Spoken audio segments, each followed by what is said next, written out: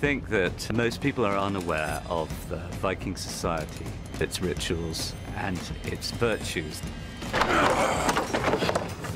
We've accepted and assumed that they were monstrous killers without conscience and simply raped and pillaged with no sense of morality at all.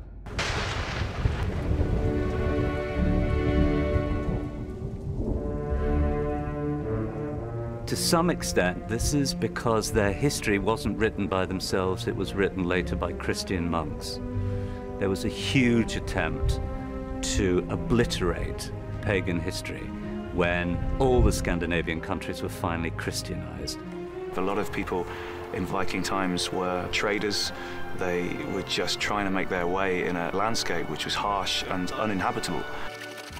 So there's a sense that they were actually quite preoccupied with being clean and with presentation.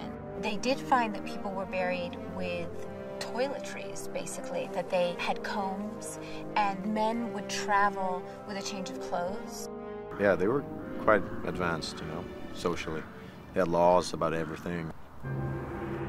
Olaf Envlind, you have pleaded guilty to the charge of stealing. Tomorrow you will run a gauntlet of stones and turf as punishment.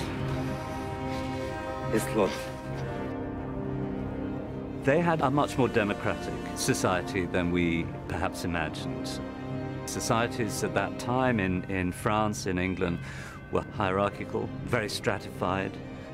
The Vikings' legal system, their words, influenced cultures around the world. There's so much to the pagan religion and traditions, their festivals they had, their way of life, the way they respected women. If you go to a lot of the research that you can find in Scandinavia, you'll see that they are a full-blooded culture of people that have contributed to a lot of people's everyday lives. They left their DNA all over the world. They were absolutely extraordinary, and it would have been dangerous but amazing to have met them.